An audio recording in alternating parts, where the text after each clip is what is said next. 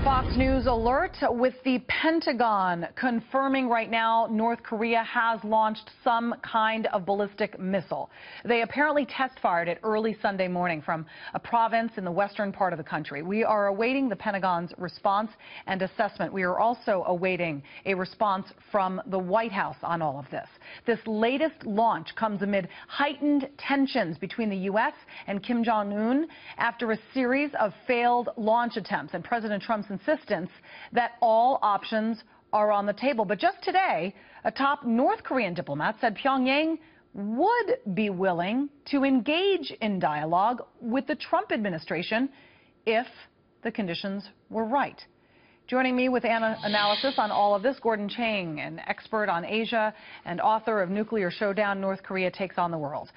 Thank you very much for talking to us. Not the first time we've had to talk here under these sort of conditions, in that North Korea, once again, has test-fired another missile in the past. In fact, in the last month, you thought perhaps it was a failed launch that was being reported, but that you, in fact, thought that it was intentional for it to land on North Korea's soil so that the evidence wouldn't be accessible to others. What do you think happened here? Well, 435 miles is a successful test. And I think what the North Koreans are doing is, by the timing of this launch, they are thinking that that is going to help them get these negotiations started.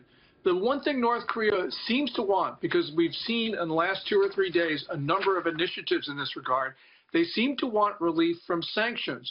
And, of course, President Trump is going the other way, wanting to put on tougher sanctions on North Korea.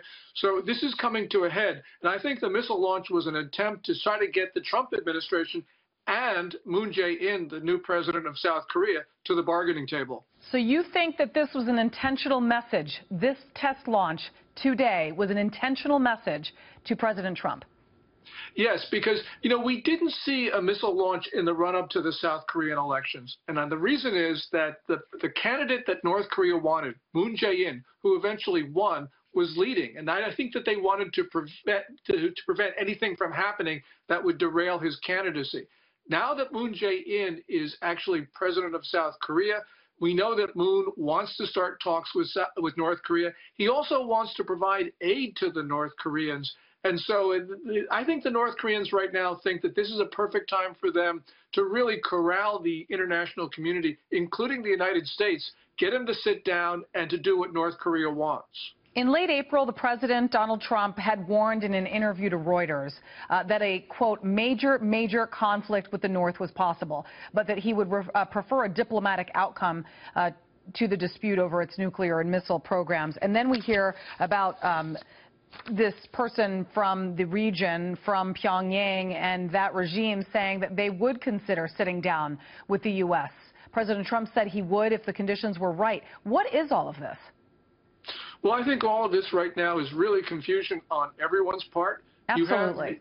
You have the administration right now consumed by the Comey crisis. The North Koreans see that. And I think that they believe that they can give President Trump an out, to sort of give him headlines that he would prefer to have.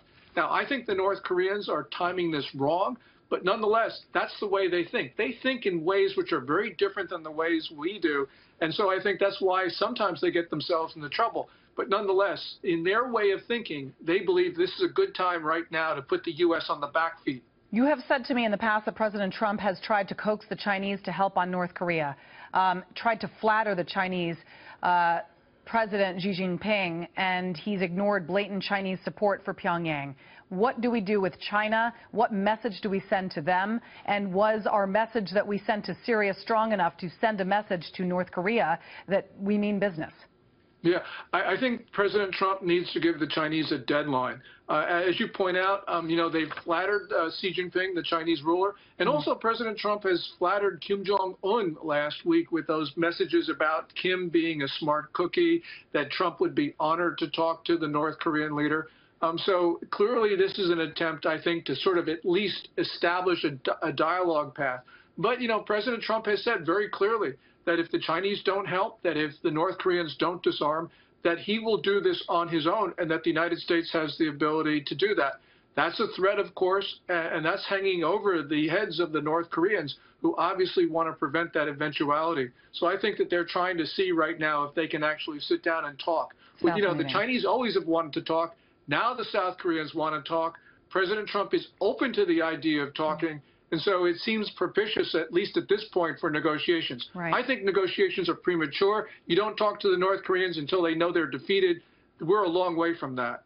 It's interesting you mentioned South Korea with the first liberal president to be elected recently, and that president actually wanting to talk to North Korea. We haven't seen that. So you've got these three nations potentially in for talks, but of course that will take a lot of time, and not having to see these sort of blatant disrespect slap in the face to the West as each time Pyongyang goes ahead and test fires another missile.